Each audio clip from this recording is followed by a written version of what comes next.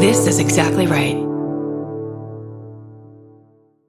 The Hulu original series Furious is coming to Hulu and Hulu on Disney Plus on July 27th. Starring Emmy Rossum as Alice Black, Furious follows a rookie FBI agent on the hunt for Catherine, played by Lola Pettigrew, a mysterious and calculating female serial killer. While Alice upholds justice, Catherine kills for it, terrorizing the rich and powerful men of New York in her pursuit of vengeance. With secrets that change everything, Alice discovers there's a thin line between hunter and prey. Watch the Hulu original series Furious on July 27th. Streaming on Hulu and Hulu on Disney Plus for bundle subscribers. Terms apply. Goodbye. If audiobooks are your thing, or if you've been meaning to listen to more of them, you should check out a podcast called Earsay, the Audible and iHeart Audiobook Club, hosted by Cal Penn. Each episode spotlights standout audiobooks on Audible across all kinds of genres: sci-fi, comedy, romance, thrillers, and more, with Cal talking to guests who help break down what makes each story worth listening to. It's a fun, easy way to discover your next great audiobook. Check out Earsay on the iHeartRadio app, Apple Podcasts, or wherever you get your podcasts.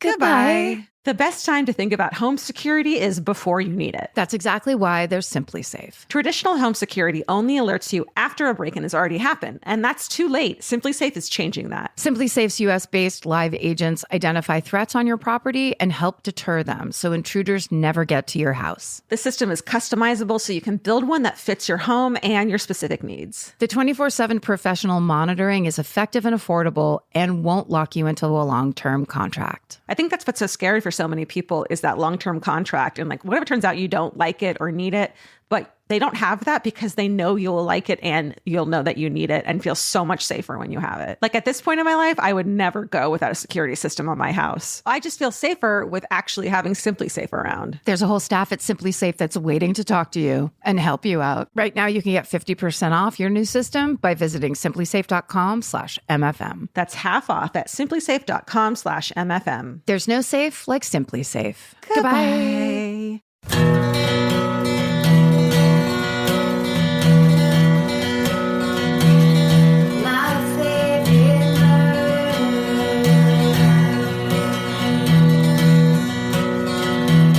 Hello and welcome. Welcome. This is My Favorite Murder, The podcast. That's Karen Kilgara. and that's Georgia Hardstark. That's right. It's raining today. Oh, you should see it in Los Angeles, everybody, and the rest of all of the world. Yeah. There's people right now in Stockholm, Sweden. Are they okay? Wait, is it Sweden? Yeah. I think so. I don't trust anything that comes out of my mouth 100%. ever. I'm going to go with 100%. But I'm also constantly talking. Is kind of the So half of it's going to be fucking wrong. Yeah. Just like with I know math really well. Half is always wrong. half, and then with me, you can add another 45% on top of that. You know places, I know math. Together, Ding dong. we're fucking Steve Jobs. 25% is the same as 100. Let's not dwell on the past. Look, in the future, Listen. we're going to be so accurate that this podcast won't be good. You know what I mean? Yeah. Boring. No one's asking us to tighten up our game. No. Because who wants that? Speaking of, what do we now call? What do we call? Speaking of, it's time for corrections Exactly. corner. What do we call a correction of a corrections? Corrections corner? Correction squared. It's Dude, correction squared. that was amazing. Thank you. I've done it for a living. So, Lizzie informed me last week I corrected myself of the to-da list, which everyone's sick of. No one needs to hear it anymore. Oh, right. Okay. But it's my favorite. I love it. It's a to-da list. Mm-hmm. Don't just write a to-do list. Write a fucking to-da list of shit you've accomplished today in your life. You know, whatever. The positive lens that you look at things through. Exactly. Totally. Positivity. We love it. Positivity. Originally, I fucking said Gail King did it. The following, when I corrected it, I said someone else did it. Okay. I was incorrect. Oh, okay. Lizzie wrote, Georgia, sorry, you're wrong about that. Julia Cameron is the person who did the to-do list, and she's an author who wrote The Artist's Way, which Lizzie is obsessed with. Yes, she is. Lizzie Cooperman, our good comedy friend. Our good I thought you were going to say our good buddy, which would be so odd. But Lizzie Cooperman literally does morning pages still to this day every morning. Yeah, The Artist's Way. You know Julia what? Cameron. Read it. Sorry, I just interrupted you 4 times. Please. In one moment. I just remembered my mom gave me The Artist's Way when I moved to LA. I've taken it with me every time I've moved. It's just one of those books that's always in the thing, and I've never read it, and I'm going to. Do it. Was she the kind of mom, this is what my mom is like, who will write something in the big, like, sign it, like she wrote it? Yes. Are you going to cry? I just remember that. I bet you if I open it, she's going to have said something really inspirational. Oh my God. Will you please Good let us point. know? Yes, I'll bring it in. Okay. But also, my mom was real big into cards. Yeah. She would send you a card for no reason. Did she? It would just be like, Dad and I went down to, the blah, blah, blah last night. Miss you. Hope you're doing good. And she also, if you needed a card, she would always go, well, do you have a card? And we'd be like, no. Like, you're supposed to have a card for this fucking occasion. For everything. And she'd go upstairs and have her choice of like 40 cards. There's a thank you. There's a this. There's a, I tried to be that person for a while, but it's really hard. So I just got blank cards and now I have them. Well, those are good because what she would do is I think she started folding into her like things I have to do today. One of the things would be like stand in the CVS or the Longs Drugs in Petaluma and just read some funny cards and buy them if she felt like That's it. adorable. Yeah, she was pretty good about that. Yeah. That's such a mom thing. I know. I'll never have it. I hate cards so much. Maybe it's because my mom would just sign her name to some fucking card. And then she'd be like, did you read it? I'm like, well, you didn't fucking write it. Why would I read it? Moms. Fucking mom. Okay, so I have Corrections Corner. Great. You've corrected a correction. Yeah. Squared. I would like to turn this into Apology Corner. Great. Because when we were talking about Olivia Colman last week, you said, oh, she was on that Mitchell and Webb look, which is a sketch show that the guys from Peep Show did before they did Peep Show. And I said, no, she wasn't in that voice. You did? Well, I just said no. Or I was like, oh, she was in Peep Show.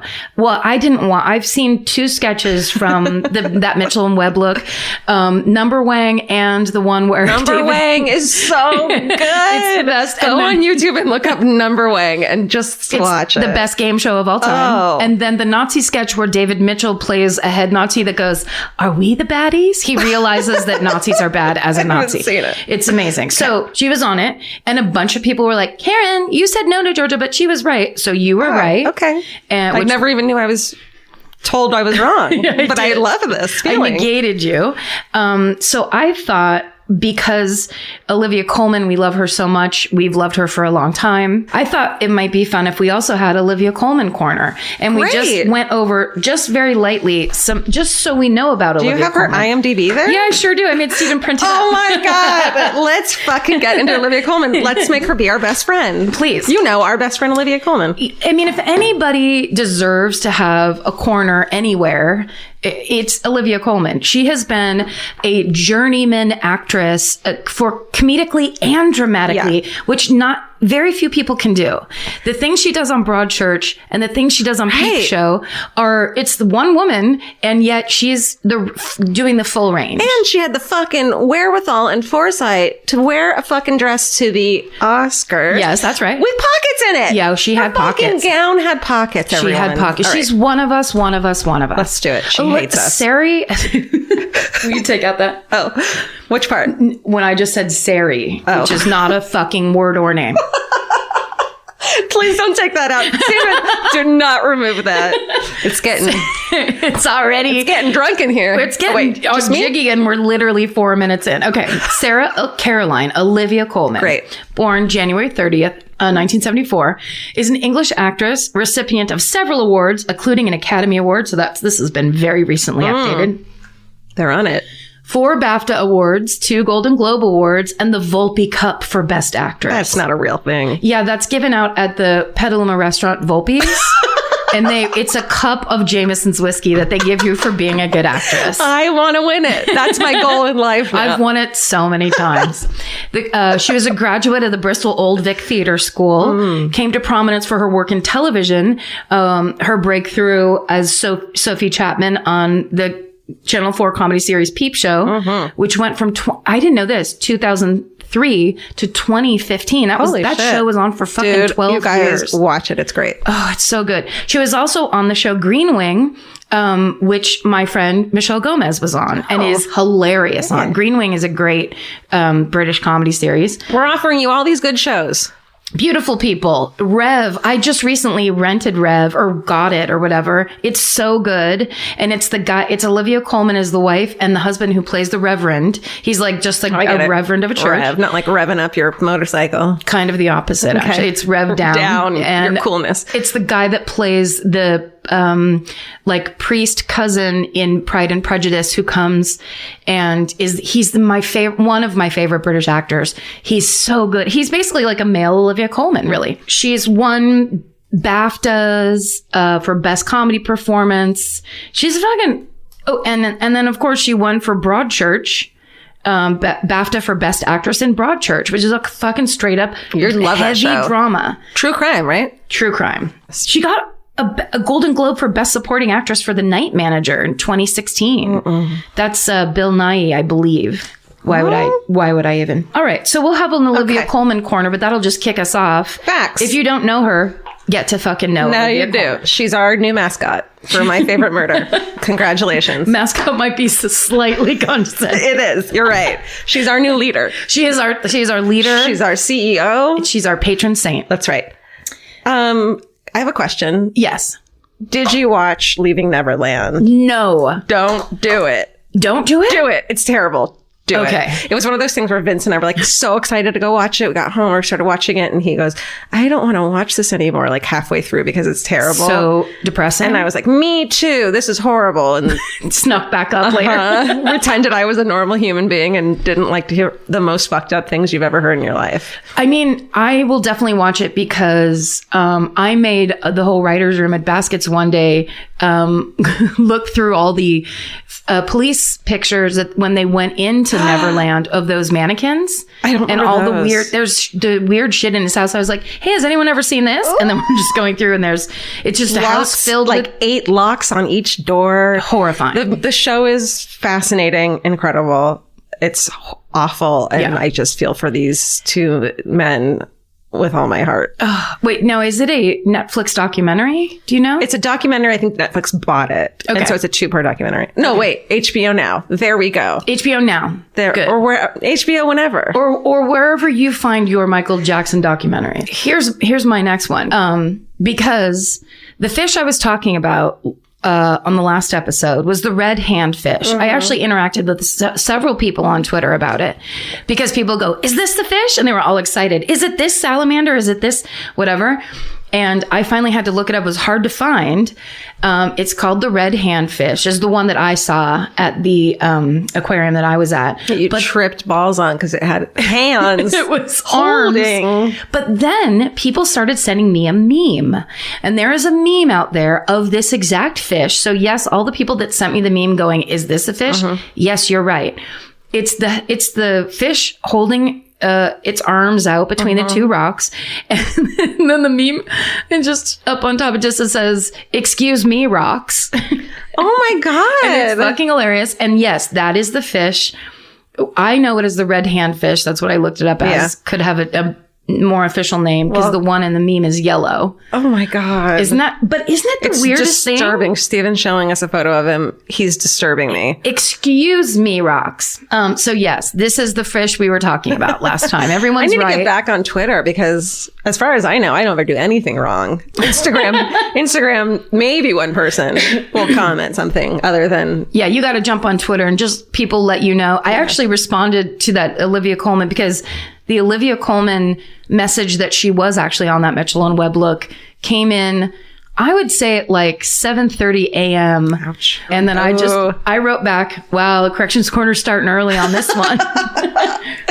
You gotta know. Yeah, you gotta know. We gotta be told. We like it. We do. Also, I am so behind on my true crime TV. There's people who constantly are like, have you seen Finding Neverland? Have you seen whatever these shows are that come out? And I would say I'm 5 behind. God, which ones are there that we need to watch? I mean, dude, there's one. Yes. What were you going to say?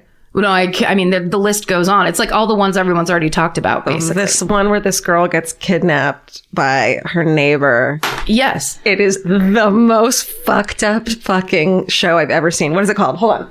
Abducted in Plain Sight. Yes. Abducted in Plain Sight, yes. Steven. I think you actually told me about it Yeah, I think I was one of those. Are you watching this right now? I'm freaking the fuck out because I was alone. Yes. And I just figured that you'd happen to put it on the exact same Friday night that I was alone at home drinking white wine. We should have done that. Sometimes it happens. Yeah, it does happen. I just didn't know how fucked up it would be. And listen, there's aliens.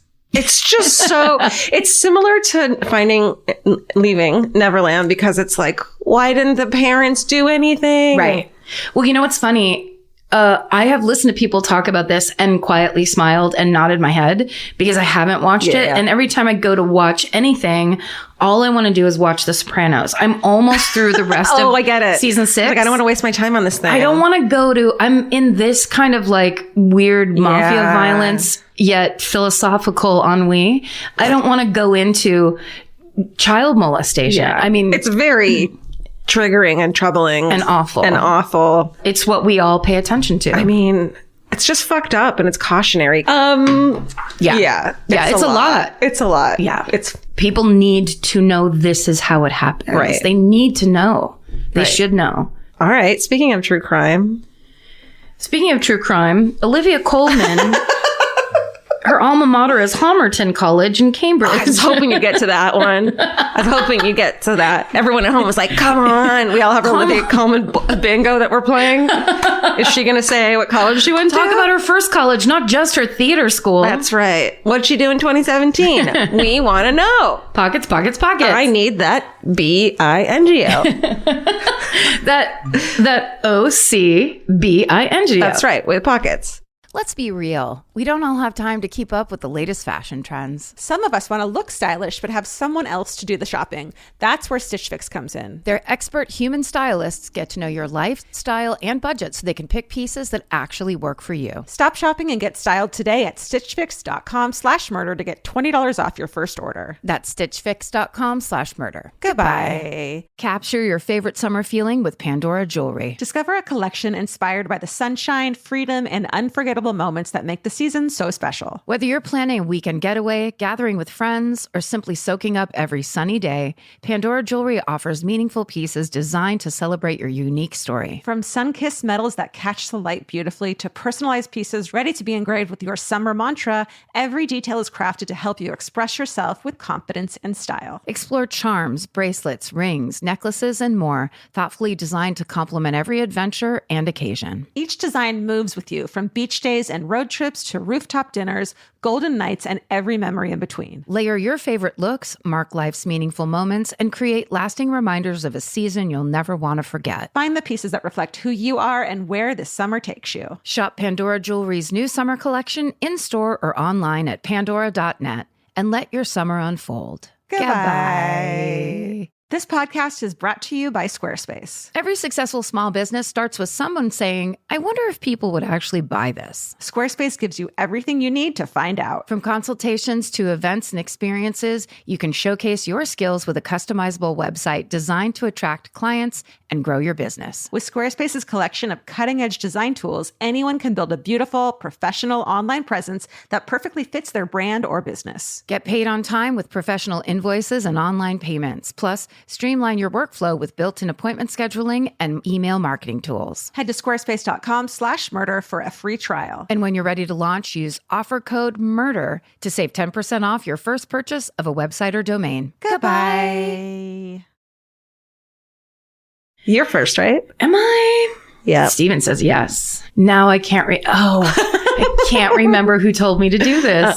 This came through a conversation I was having. I don't think it was a listener on Twitter or anything, but if I'm wrong, next week I have the blind faith that someone will let me know. God hope. I hope to God.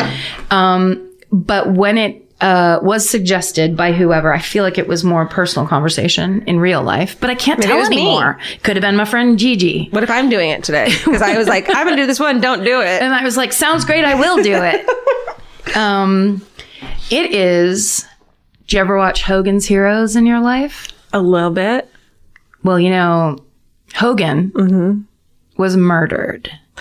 Oh, yeah. This is the murder of Bob Crane. Right? And good one. Never done this one before. Very good one. I don't think I've seen Hogan's Heroes. I'm a little too young. Yes. It was old when I was young, and I'm old. Vince mentions it sometimes. Up until yesterday, I thought the movie Cannonball Run was the movie Cool Runnings. So I'm not up to date with your fucking 70s and 80s shows and movies. I will say this, because if I'm right, Cool Runnings is about the Jamaican bobsled team. That's correct. John Candy is the coach. It's a fucking great movie. Okay. It's a great movie. Okay. It's fun to watch. It's on cable all the time. The actors are great. The story is based on a true story. Okay. Everything about it is So feel it's not fucking like good. so super stupid that I thought they were the same thing. No, that is stupid. Just kidding. No. No, I love it. But Okay, where were we? I'm not sure. Wait, Cool Okay, Runnings. Cool Runnings. And what was the Hogan's other one? Heroes. What was the one you thought though? Running. Cannonball Run. Cannonball Run. Thank you, Sorry. Steven. Oh my God. Cannonball Run. This is the beginning of the end. Wow. I mean, I have the wine I can blame. I don't know. I got nothing. So basically, when I was growing up, these were the reruns from 70s television Right.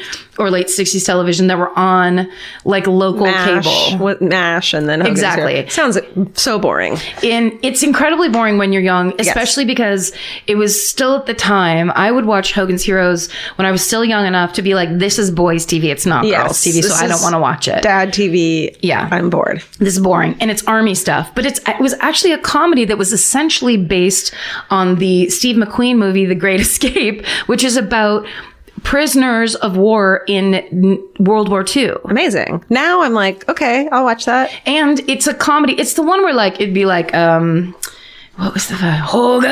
It was like a big fat German guy that would come in and yell at them. And the Nazis, of course, were very stupid. And then they they basically got out and did whatever they wanted. Then when they'd go back into prison and be like, we're here in prison. Why didn't they just leave? Because they the show loved just it. kept getting renewed. So Got it. So the guy that played Hogan in Hogan's Heroes, he even if you didn't watch the show and even if you're really young, he had this face like if you saw him, because he always had the hat and he had the leather bomber jacket and he had a real like cute kind of like, you know, wiseacre-y face. And he was just like, all right, sounds good. And then he'd go down like a chute or whatever. He'd Got it. trap door. 70s, right? 70s. He was super fucking famous. Yes. In the 70s and 80s? In the late 60s, 70s, I would say. Because this show went from, I believe, like 71 to 76 or something like that. Okay. So it was like, when it was on in reruns, it was on reruns with Flipper.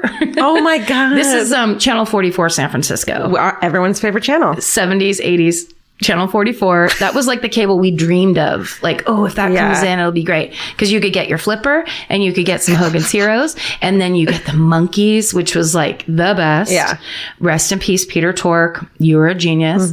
So this was in that mix. But it wasn't my pick because it was like dudes strategizing on how to break out of the prison for the night. Yeah, and little Karen was like, make love, not war. I was like, where are the make love shows? Yeah. Because I'm more of a Cinemax gal. Exactly. And I'm not into war. Karen already was a fucking war protester. No, I was anti-war and I was pro doing it, and any information I could gather about that. Absolutely. I would like to know. I'm on that. And that's why my favorite movie is Summer Lovers, starring Peter Gallagher and Daryl Hannah. Dirty Dancing over here. Put all that's all on the recommendation list. Yes. Okay. So let me just tell you a little bit about this. Please. Bob Crane is born July 13th, 1928. Oy vey. Yeah, in Waterbury, Connecticut. He's the youngest of two boys, and he grows up in Stamford, Connecticut. He's a talented, charismatic kid. When he's 11 years old, he goes to the 1939 World's Fair, and he sees drummer Gene Krupa play. And I don't know if you've ever heard of Gene Krupa, but he was like this shit drummer, big time. And so in having watched that performance, Bob Crane is like, now I want to be a drummer. Yeah. And so he gets to, because this was back when there were actually like arts programs in schools. So he he picks up drumming as a tremendous amount of promise. He starts playing with friends and bands. He joins, when he gets to high school, he's in the marching band, jazz band, and the orchestra. Dude, love those drummers. He's like, right? They just hold shit down.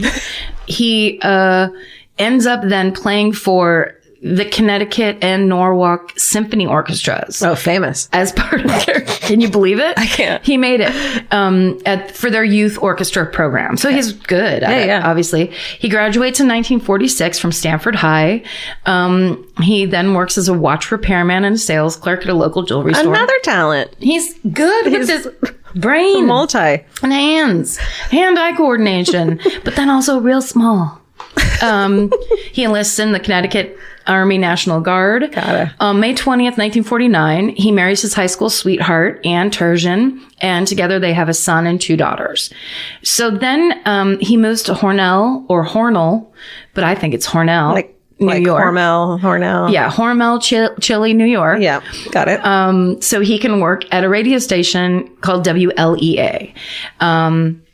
He moves around from job to job in radio. And then finally in 1956, he moves to Los Angeles to work at the CBS affiliate KNX out here as their morning radio show. That is our favorite radio station out here, everyone.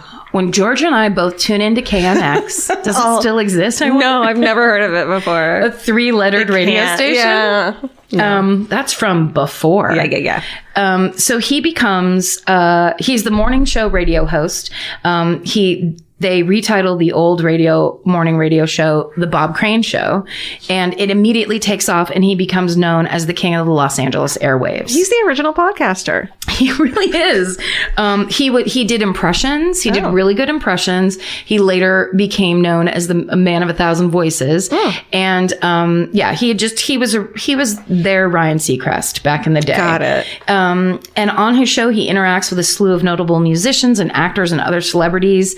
At one point, he even gets to face off with Gene Krupa in a drum battle as like some promotional thing. That's a little disrespectful. Does he let him win? He better fucking have lost on purpose. Dude. Although Gene Krupa, I think, would have just handed him his ass and said, thanks so much for the radio time. That's true. So Bob Crane remains in radio for 15 years until 1965. And he makes a name for himself as a trailblazer in the field. And actually, they say the art of sampling can be attributed to Bob Crane. How? Because the way he was fucking ripping and scratching on those fucking 1-2s? It was less it was less record scratching and more that he would cluster commercials, songs, commentary, news into one seamless program. So it wasn't the stoppy, starty thing. Like he was trying to kind of blend it all together. Yeah, never stop listening, essentially. Because he gets so popular and he's like so well known, he gets offers from various TV producers to change the morning radio show into a TV show. But he decides he doesn't want it just to be like, he doesn't want to be a host. He wants to act. And so he declines all those offers. But KNX knew that Bob was going to want to act. So they forged a no acting clause into his 5-year contract. What dicks? What do they fucking care? Sorry, I'm angry at contracts. They want some contract issues. I've got some issues right now. Okay. Some sensitivities. So by 1961, when the contract is up, he renegotiates and he has the no acting clause lifted. And then, unlike anyone else in Los Angeles, he goes and tries to become an actor. How special. But he actually does great because he has, as I said, that really great, but also kind of like everyman face. The great voice. He gets some small gigs on The Twilight Zone, the Alfred Hitchcock Hour, and then he lands a guest starring role on The Dick Van Dyke Show in 1962. Fucking sweet. Yeah. And then that, of course, because that's some high level shit, that show was humongous. And from there, he gets a one-off role on The Donna Reed Show, but is so popular that then they give him it becomes a recurring role, the character of Dr. Dave Kelsey. So that's how he kind of breaks into TV on Donna Reed. So he, for 2 years, he is the morning radio DJ on KNX and he has his show, he has his part on the Donna Reed Show. He leaves the Donna Reed Show in 1964. And then in 1965, he lands the starring role on Hogan's Heroes as the host, as the hero of Hogan's Heroes, Jerry Hogan. I just realized I never looked at Jerry Marie Hogan. Get out of that prison camp. So Hogan's Heroes is a huge hit. It runs for 6 seasons. He gets 2 Emmy nominations for it. And then in 1965, he starts to have an affair with his fellow Hogan's Heroes actor, a woman named Cynthia Lynn. So his family's at home, obviously. This is a very common thing in show business. As they get filled with the success and the fame, everything changes a little bit, and it's the old, things are better here than they are at home. So apparently this was his love interest on the show. And when they would kiss on the show and then the director would call cut, they would just keep on kissing. Gross. Right. So everybody at the show knew that basically they were having an affair. It was very open on the set, but to his family and then to the press and everyone else, he was this wholesome family man, the doctor from Donna Reed or whatever. What a dick. So Cynthia would later note that Bob, when they were having their affair, showed this fascination with cameras, and he would often ask to photograph her nude. She consented, but it was part of it. Just earmark that for later. I'm doing it. When Cynthia leaves the show after the first season, the affair essentially ends. Yeah. That's how you know it's true love. Is if you're not close by anymore, you're out. They forget about you. Yeah. So then another affair starts in 1968 with his co-star, an actress named Patricia Olsen, who had a different stage name, but that was her real name. Was she one of the Olsen twins? She was Mary Ellen's older sister. Got it. She was one of the Olsen twins, not the one of the famous ones. She's the 4th Olsen twin. Yeah. 4th iteration of... Okay. Yes. She's the prequel. NyQuil. Oh, God.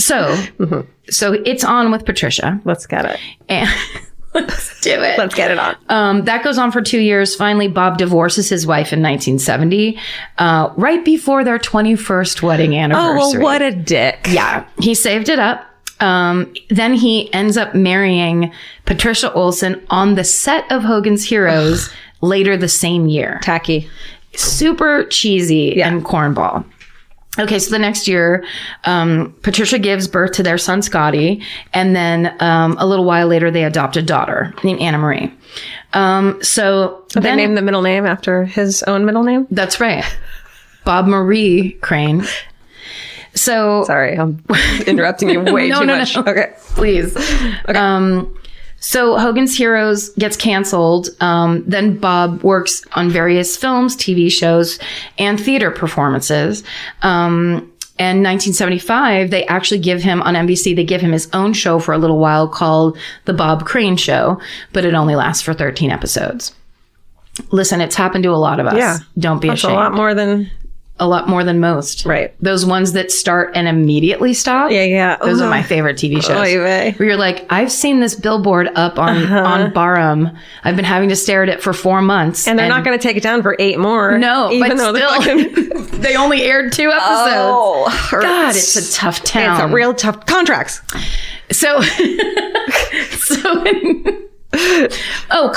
Contracts. Then in 1977, Bob and Patricia split up.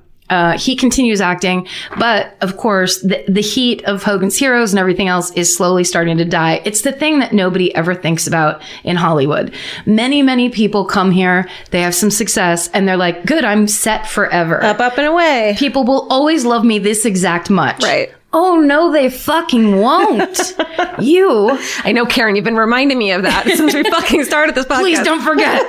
This love is temporary. Please don't get detached. I can't let you get hurt like I've been hurt. So of course, and he's also like, he's basically Hogan from Hogan's Heroes. Yeah. People aren't that interested in seeing him in anything else. I mean, has anyone watched BoJack Horseman? It's the same fucking story. It's my favorite. It's the story of Bob Crane. It's the story of Bob Crane without the murder. So the career is dwindling a little bit.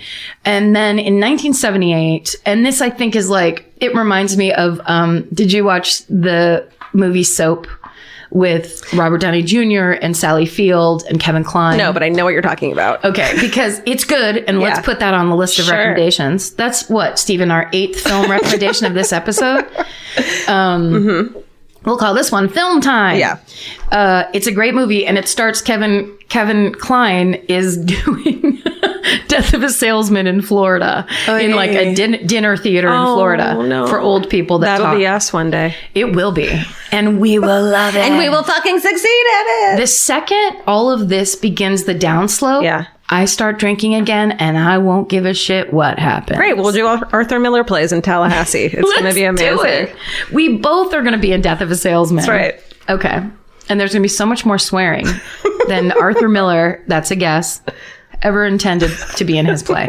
Okay. So in 1978, he's cast in a run of Beginner's Luck at the Windmill Dinner Theater in Scottsdale, Arizona. Oh, God. Yeah, it's tough. That hurts me. And it's not that, like, it's within the decade of when Hogan's Heroes is canceled. So this is true pain, Hollywood pain. Yeah. This is where you really have gone off the, you're no longer invited to the big party. Pretty quick. Yeah, it's rough. And the other thing too is he had built it's a huge career. This man really, it's a lot foundation. Yeah. And he's clearly insanely talented, but here we are. So he's doing some dinner theater in Scottsdale, Arizona.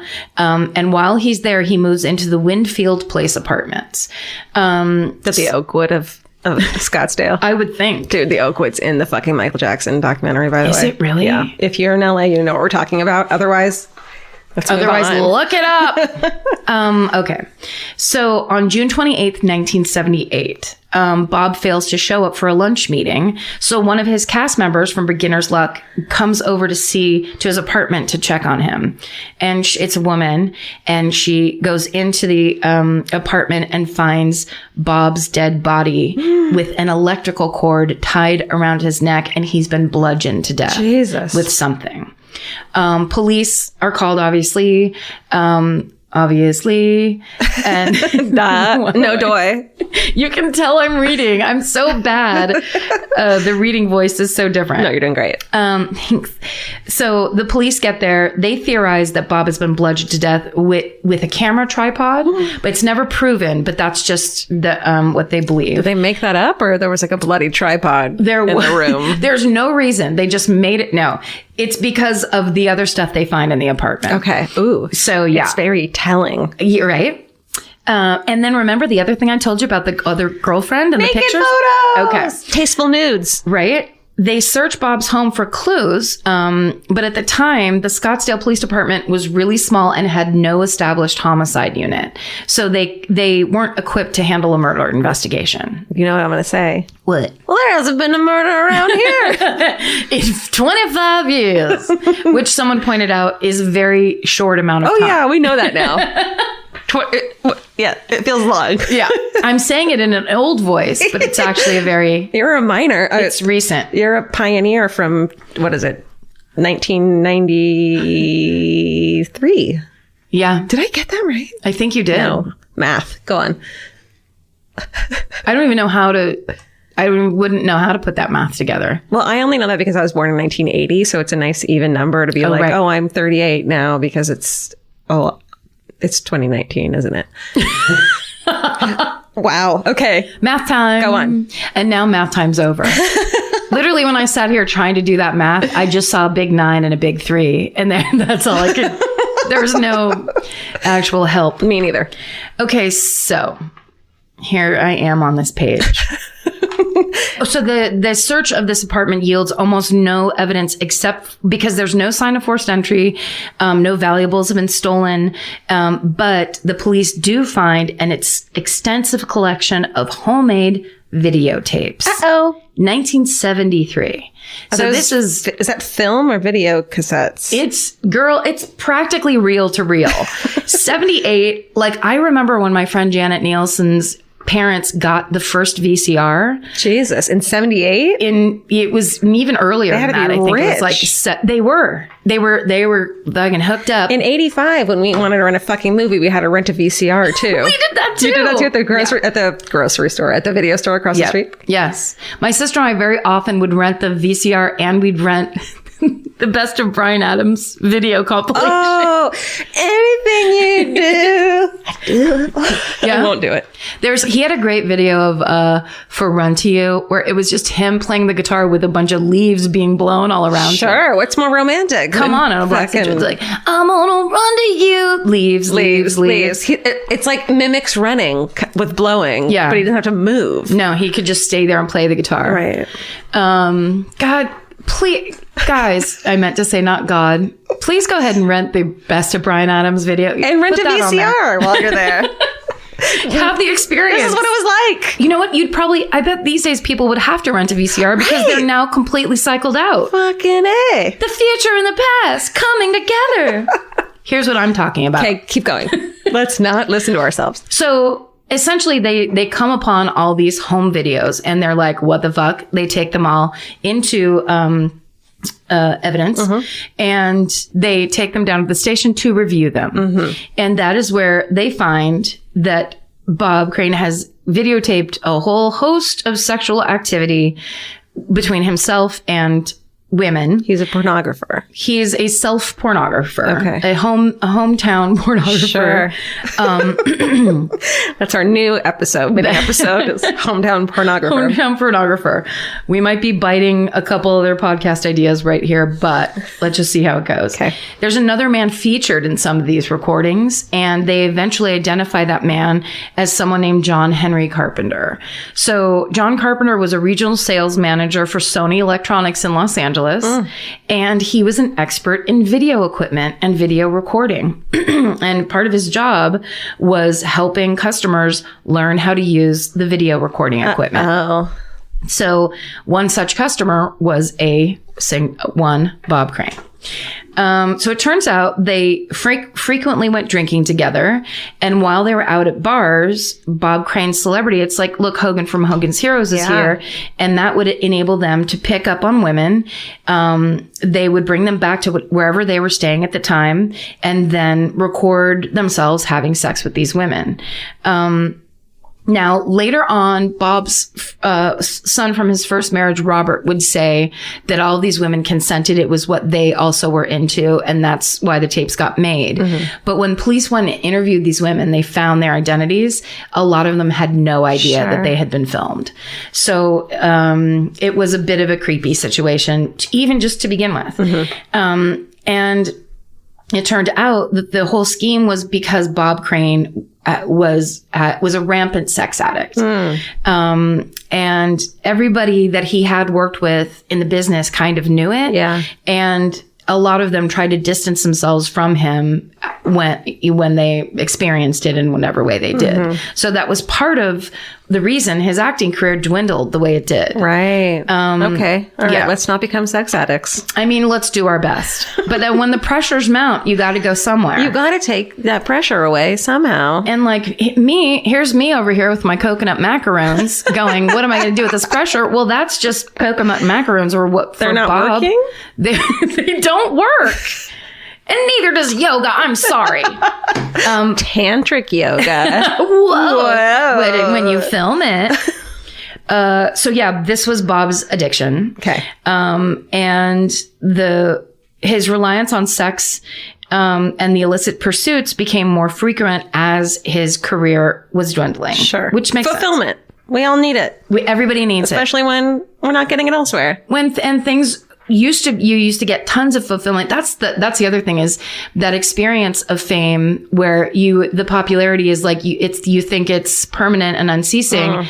The removal of that and the emptiness that leaves behind. Yeah, people are going to go to any addiction you have. It would have, if it was alcohol, he would have fucking drank too much. If it was drugs, it was gambling, whatever. How about shopping and just buying the same tiny shirt over and over in a bunch of different colors? That's what I used to do. Right. When I took my diet pills and eating was no longer on the table because they'd cut that part of my brain off miraculously. Then I was just like, I have to go to Club Monaco, and that's all I did. So Bob it was a problem to the point where Bob actually met with a therapist and had been talking about and coming to terms with the fact that he did indeed have this problem with sexual addiction.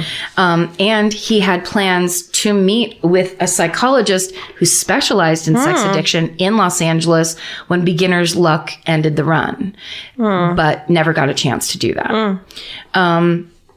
So the police figure out that John Carpenter had flown to Arizona to visit with Bob for a few days on June 25th, 1978. So he was out there and around.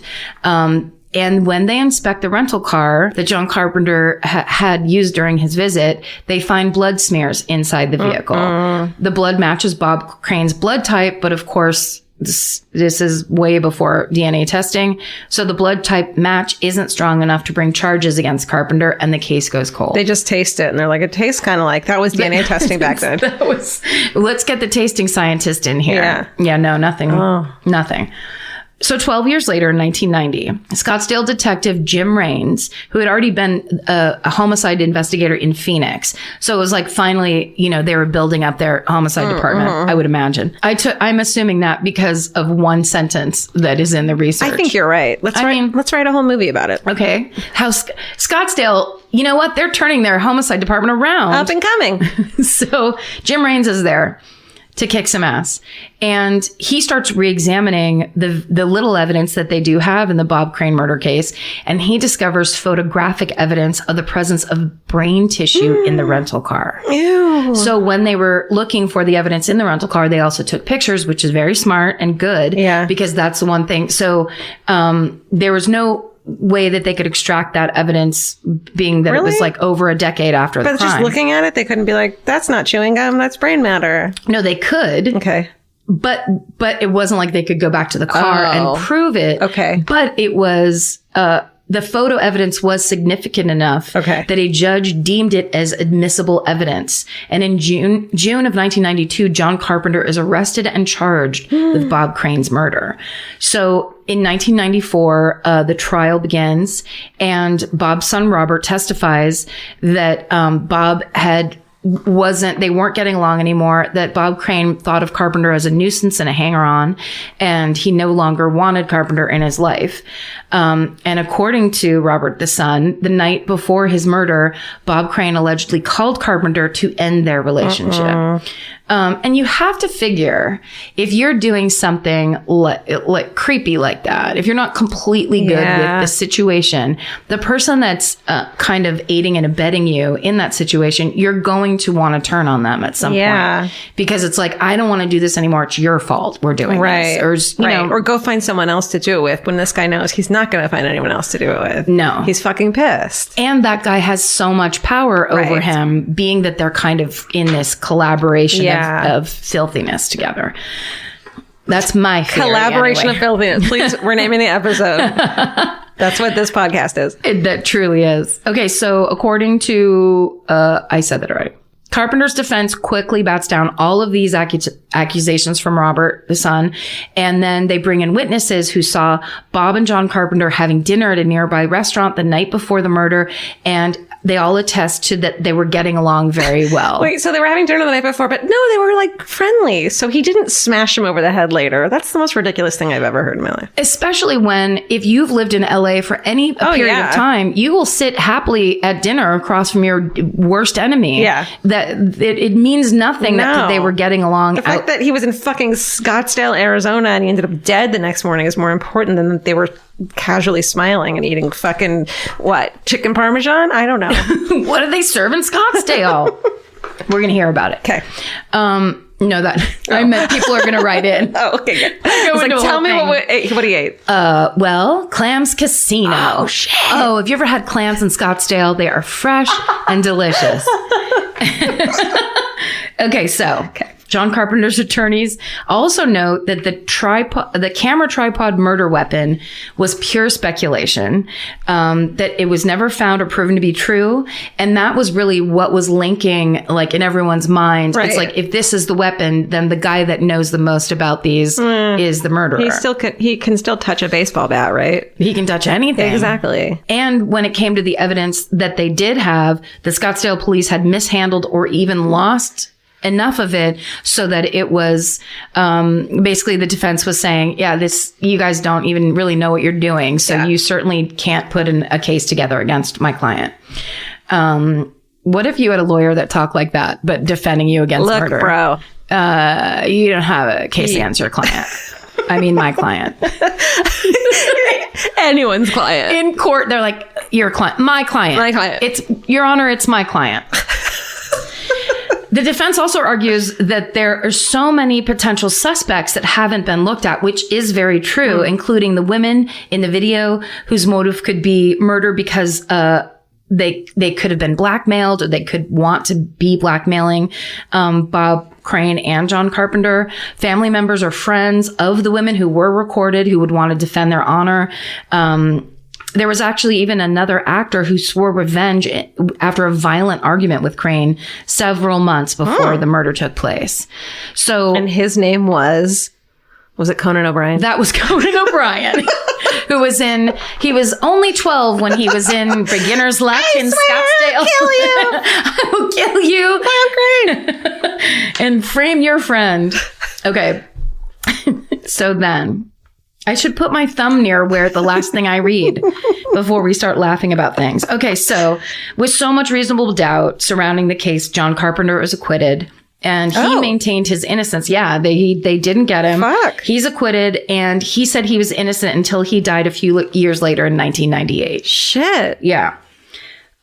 So with the case still unsolved, Bob's son Robert starts to speculate that there's a chance Bob's second wife, Patricia Olson, may have had something to do with the murder because she was the one that stood to inherit Bob's entire estate. You mean his apartment in fucking Scottsdale?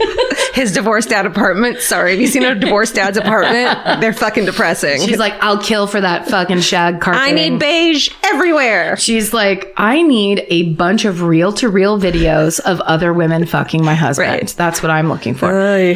Patricia did get his entire estate. There was nothing left for Bob's first wife or any of his 3 children. Fuck that shit. Yeah. So also in the early 2000s, the fascination about this murder and the secret life surrounding Bob Crane resurged, and Patricia Olson began speaking more openly about their life together. And she said that she knew that Bob had a persistent sex addiction, that she didn't mind. To her, it was just an obsession he had.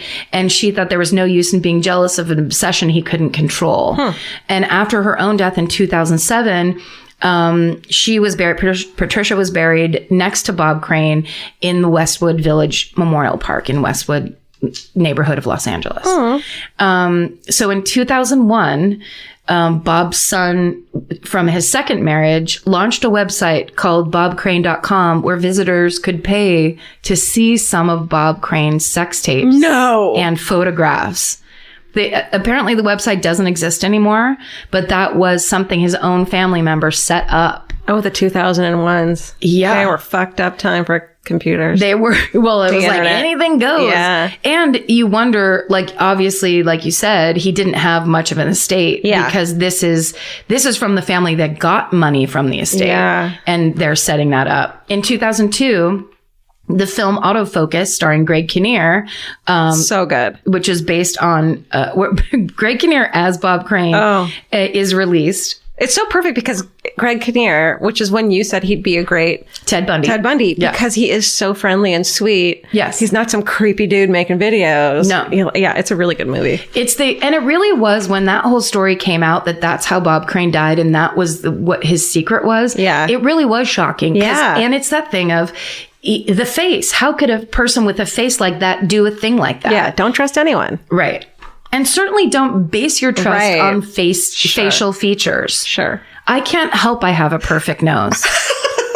It doesn't mean you should give me your car keys. Look, Mimi's resting bitch face does not tell of who she is as a person, cat. No, all of us with resting bitch face actually have big sensitive hearts that we're just trying to keep you away from for our own safety. Mimi included. Oh, Mimi. Poor Mimi. I have resting friendly face when really I just want everyone to leave me alone. Is that weird?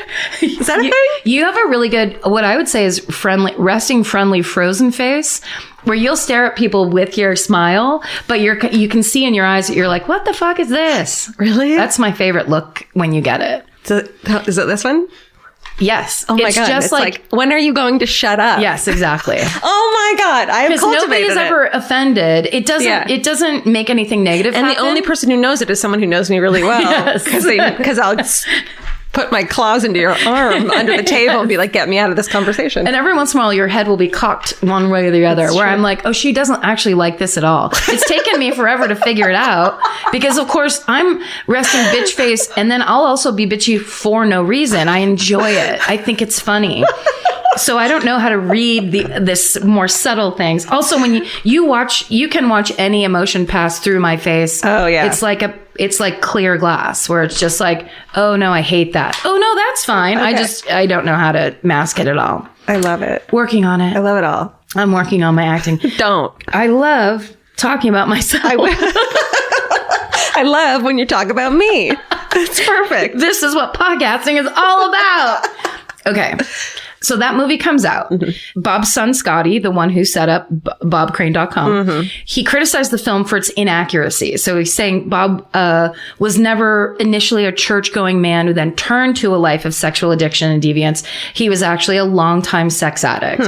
And according to Scotty, the sex tapes Bob made dated back as early as 1956. Wow, vintage porn. I mean, like, was he how did he do it? Like, go under the cloth, take the picture, run over to the bed. How? Oh, vintage porn is the best porn. Yeah.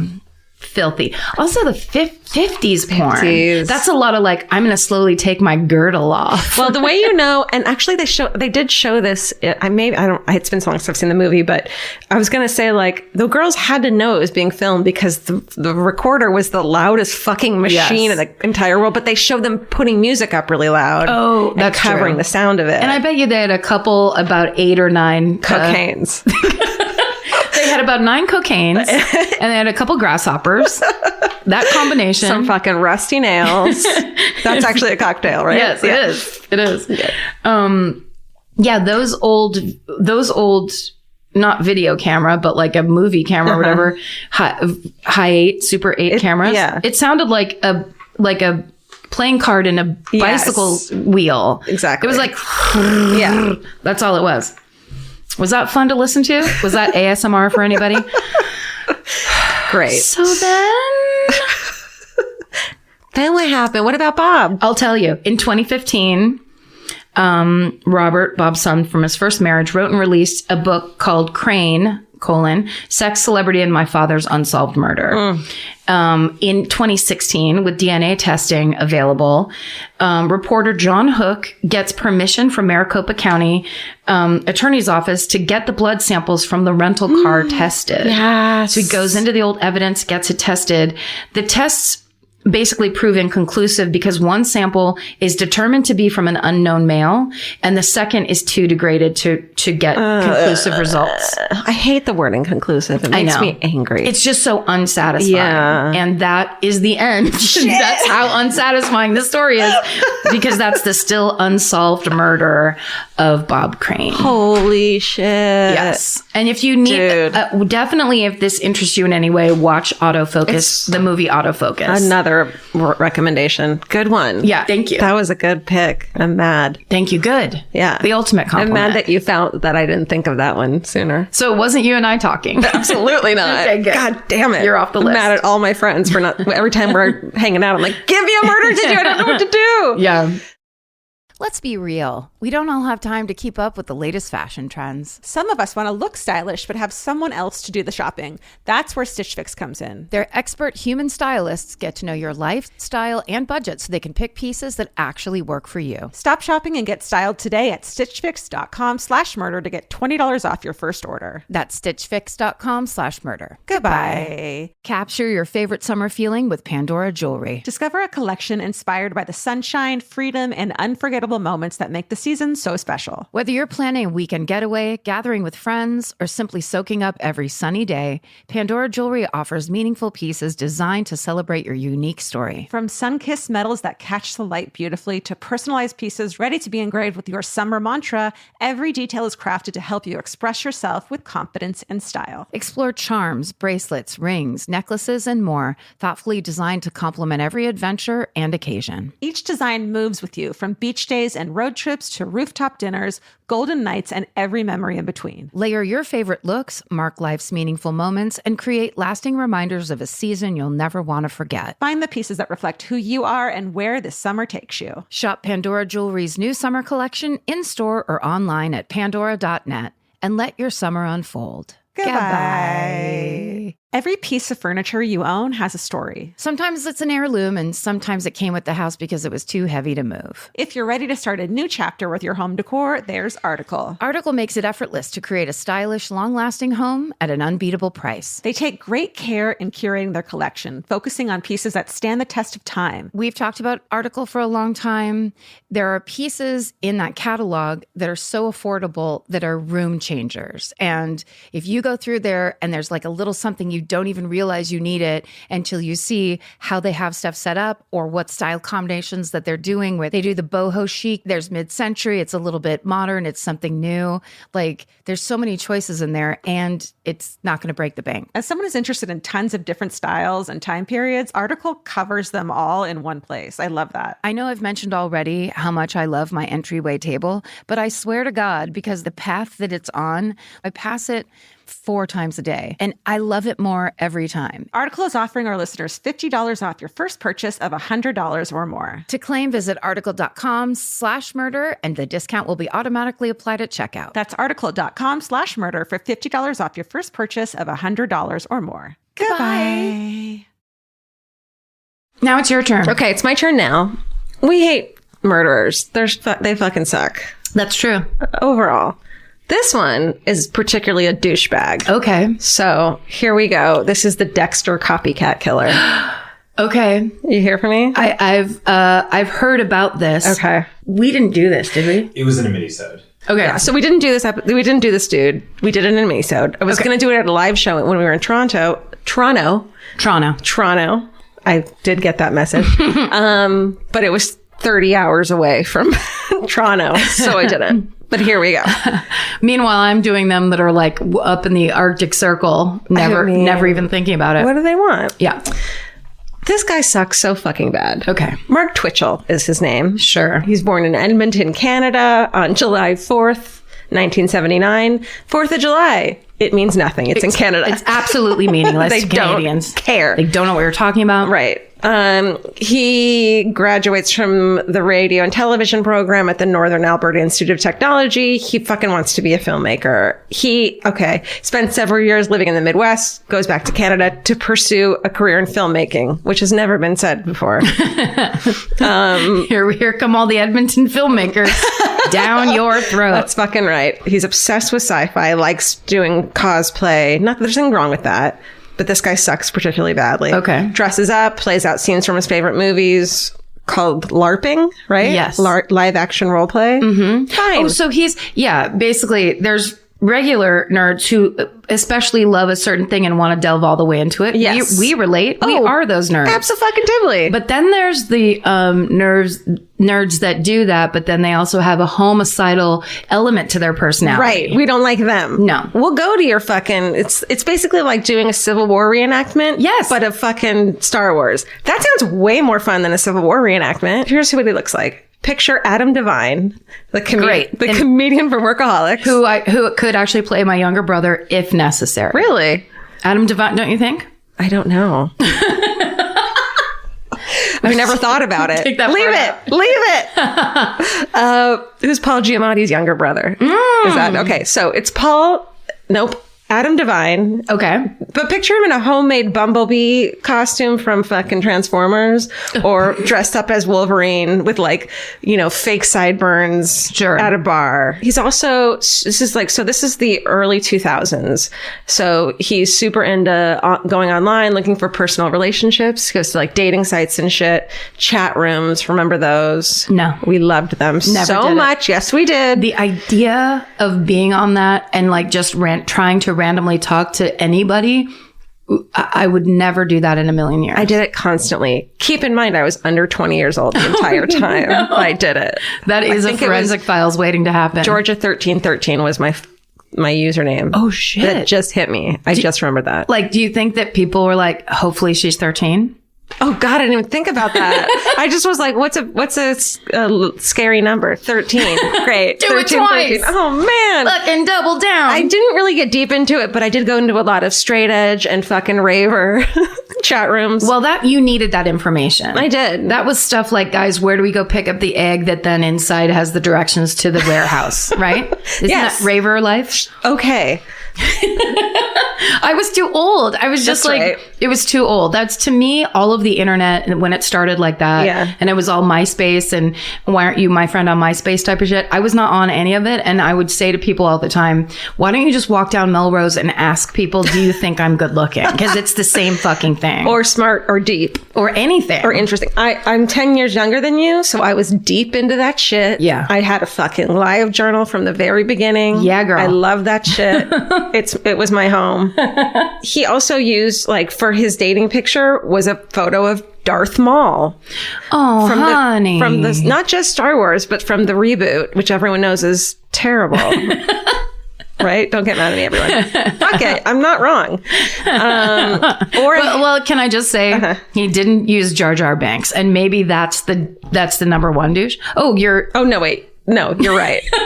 he does. You're like, well, hold on. Okay. Yes. Correct. Well, can I ask a question about this though? I might not be able to answer it. Okay, I think you will. Okay. Was he shopping for ladies or men on these dating sites? Ladies. Okay. He was super into ladies, and somehow they were into him. Well, because you know why? Because they saw that picture of Darth Maul and they're like, there he is. It's my dream man. Wait, is he Wolverine? He might be Wolverine. Can he transform? Oh my God, the sideburns alone. They loved it. So he calls himself a Renaissance man. And then I wrote, we call him a chode. Wow. In 2000, he's 21. He meets a woman named Megan online. They fucking fall in love and hit it off as only you could do in the early 2000s and fall in love. It was the best love back then. The best love. Yeah. I did it a couple times. Yeah. I totally fell for people online. She thinks he's charming and sweet and smart. And they're talking online for fucking months. Totally fucking did it. And Megan, who lives in the States, flies to Edmonton to marry Mark Twitchell. Wait, After a couple months of talking. but not meeting in real life? I don't know if they had met, but maybe it probably was for a long weekend if they had. Yeah. No. He's 21. She's 20. They get married. She moves to Edmonton. Okay. From Colorado. Can I just say what I might... Always. I have a feeling that maybe she floated a thing of like, I can't fuck you unless we're married. No. She's like, if this guy, did you ever fall in love with a guy online? No. Yeah. If this guy is who he's purporting to be online, oh my God. And it hadn't been like outed yet that don't trust anyone online, which we all know now. Yes. But like, this guy's like, amazing. He checked all her boxes. Yeah. It was like, this was meant to be. Yes. Okay. Yeah. They're like, well, we're in love. You're the person you say you are online. God, I'm going to get online. Try you know it. what? I'm going to join MySpace. I don't care. I'm doing it. Get on there with me. Let's all see who Start can from the meet. beginning. Go to Makeout Club, which I did. Yeah. It's in our book, actually. Okay. Pick up our book sometime in May. We don't know when. We don't know.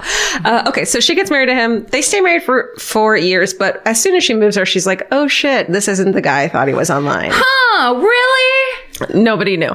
I'm now the meanest older sister in the world. Oh, really? Oh, really, Deborah? Because you thought you were going to go to Edmonton and everything was right. Yeah, just because you spoke to him 3 times on the phone. And you know, there was fucking long distance charges back then too on the phone, yes. everyone. You don't know there wasn't tweeting and texting and She shit. was like, every time she called him, it was like 10, 10, 2, 20. 10, 10, 3, 2, 1. That's right. You oldies know what we're talking about.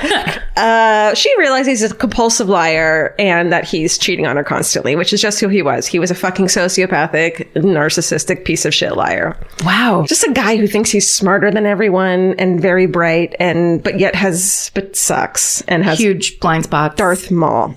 Okay. He's a real Darth Maul. Yeah. A Canadian one at that. Right. So yet less than a year after their relationship ends, he remarries in 2005 to another woman he's met online.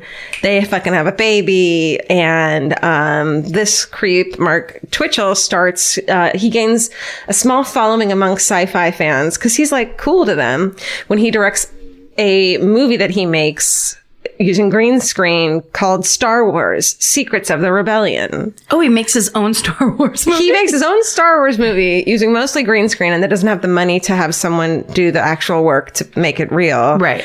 So also, you can't make money on someone else's idea, so No. he would have just immediately been sued. George Lucas would have had him for dinner. But he was so cocky that he was like, I'm going to make this, and this is what's going to get me work. Like, they're going to see how great I am and he's just this cocky, mean. Everyone who worked on the film was like, he was such a fucking asshole. We hated him. Yeah. And the movie has a short cameo by the dude who plays Boba Fett in the in the Star Wars movie, which I was listening to this episode from last podcast on the left, and they're like, well, he's wearing a mask, so who the fuck even, you don't need the... I was going to say, is it the actor? Either way, It doesn't you don't matter. know. Yeah. Right. That's unprovable. Right. So then he also starts working, after that, he does that. And he's like, this is going to make me famous. Then he starts working on a script for a comedy that he calls Day Players, which is essentially Extras. Oh, okay. By our friend Ricky Gervais. Thank you. Which is just about extras. He's not our friend, by the way. I know. He's a Siamese cat. We don't know him. Okay, so he starts making this fucking stupid show. There's a trailer for it online that's basically every dude you've ever dated in improv. Oh. If they made a fucking short with like their video camera from 2007. No, thank you. And like riffed. And then we're like, this is the best part. Let's put it in the trailer. And you had to be like, oh my God, baby, it's so... I'm sorry, I'm talking from experience. No. Baby, it's so funny. You're the best one though. I mean, it's so good and you're so fun. How do you like think of stuff that quickly? Can I just right now quote my friend Derek Riddle, who is an incredibly talented Scottish actor who was on the book group with me, one of the funniest people I've ever met, but an amazing actor. And you've actually seen him in a ton of stuff. I can't think offhand. But one time we were being driven to set. It was me and Derek Riddle was in the front seat, Jimmy Lance and one other person. And those guys were talking and they were just riffing endlessly. And it was just this kind of nonsensical conversation that they were riffing through. And from the front seat, I'm not going to be able to do the Scottish accent correctly, but Derek just goes, Jesus, somebody block. You know, somebody run through this motherfucking thing and end this shit. Ruin this. Somebody know but this improvisation. It does make you appreciate really fucking good improv when you see it. Yes. After you've seen so many exes bad improv. I'm sorry. There's a lot of bad everything out there. There is. The majority of most things are bad. But you don't have to date a person who's doing it. And like a lot of bad things you don't have to go to their performance of. Like someone's bad at painting. You don't have to sit and watch them paint for 2.5 hours. And get drunk at IO. Listen. Okay. So he's a fucking lying liar who lies. He quits his job, doesn't tell his wife, does the fucking thing of, I'm going to work now, goodbye, which is like such a fucking sociopathic thing to do. But also... Oh, you get it? It's my favorite. There's something about it that fills me. I become enthralled. It's very similar to... Mardi Gras just started, and one of I believe it's the Skin and Bones crew, but they started their party at 5 a.m. And when I saw the video on Twitter, it was almost like I was in a float up off the couch. The idea of getting up at 5 a.m. to drink and party and do drums in the street and hang out is like my dream. You know who else does that? Is people who are into football. Which, aka soccer overseas. Yep. And they'll do that. And I'm like, damn, I wish I could watch that. I wish I cared. Yeah. Set your alarm and get up. And you're like, well, I have to drink because over there it's after 5.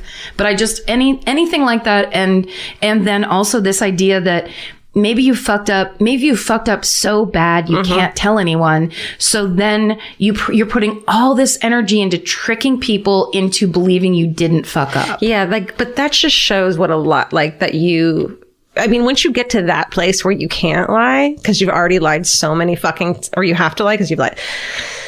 No, I know. I'm just remembering in college, after I flunked out of college, between the time I told my parents and didn't, I would get up every day and run to the mailbox to make sure they didn't get my report card before me. And after I broke the news, whatever, my dad goes, yeah, your little mailbox trip didn't work either. Of course, it's like, I've never cared about mail in my life. Yeah. And suddenly I'm getting up and running to the mailbox every day where it's just like, Your parents know you. They know what you're doing. They think you're stupid. Everybody to begin knows. with. Quits his job, but he still goes out on Friday nights pretending he has a job. He rents a garage in Edmonton's South Side, which apparently was a bad neighborhood. There was like a literal garage that he rented from a couple who didn't speak English. So he's like, great, they won't be able to tell anyone anything. Oh yeah, that's what he does. And he also starts telling he's trying to get investors in what he's calling his A-list movie, big budget movie that he's going to make that has A-list stars have already signed on to the movie. And he's like a great bullshitter. Like Boba Fett will be there, and of course Darth Maul is going to make an appearance. He fucking talks about Alec Baldwin being in like he's just like he's lying, and he's really good at it, like a lot of sociopaths are. Yeah, and so people kind of believe him, and he ends up getting like $90,000 to fucking make this movie. That's a lot of money. That's a lot of fucking money. Yeah, it's the sociopath or whatever psychopath thing where the charisma floats it. And I know a lot of us are like, wait, he can get a wife and fucking all this money. Two wives. But he's a liar. But it's like, well, you have to have follow through. Like if he had put as much effort and fucking time into like what he actually did as he did selling his bullshit, including to like selling it to these women that he's not a piece of shit. Yeah. Maybe this would have been fine. How about just don't be a piece of shit a little bit? Right. If that's a choice. Give it a shot. We don't know. Sometimes it's not a choice. Yeah. Try. Go to therapy. Okay. So he also spends a lot of time on the internet where he creates fake accounts and fake identities and catfishes the shit out of people. Sorry, I'm just thinking of every Star Wars character he's pretending to be on the internet. Boba Fett. Name too. I can't. Me, R2-D2. Right. Date me. I'm a robot. There you go. And around this time, he starts to become obsessed with the show Dexter. Yeah. Which I've never seen a single fucking episode of. It was good. Yeah? Yes. Okay. Yeah, it was really good because it was like a procedural, but then it was also like Silence of the Lambs. Ew. And there was a slightly comic element, and that actor who plays Dexter that we've talked about a lot on the show. Love him so much.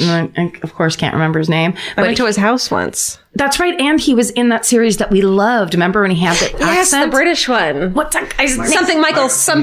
Hall. Michael C. Hall. Ah, he is so good. He is so good and great to watch. Yes. Okay. Also, John Lithgow was on Dexter. Right. Like, it was great. I didn't watch it out of any kind of... I don't watch TV. I couldn't afford TV at the time, and I had a desk job, and I couldn't illegally download it to my work computer. That's the only reason I never watched it. If only there was some kind of a Russian hub you could have linked through. I tried. I tried once, and it was like a little bit like fucked up, and I was like, well, I can get through this with like a little bit of a fucked up screen. And then I was like, I have a headache now, so I just stopped trying. That was the last time I tried. Do you know that I couldn't remember my HBO Go password? So this last season of The Sopranos, I just bought it, and I told that to my friend Molly, and she was like, you fucking idiot, it's for free. Because I was like, I just bought it. She's like, it's free, it's just sitting there. Yeah. Like, I can't figure it out. Yeah. Solve your own problems. Can't. Like my therapist used to say, Kim, throw money at the problem. Yeah. That's what I did. Yeah. I just bought it. Yeah. Great. Goodbye. Okay.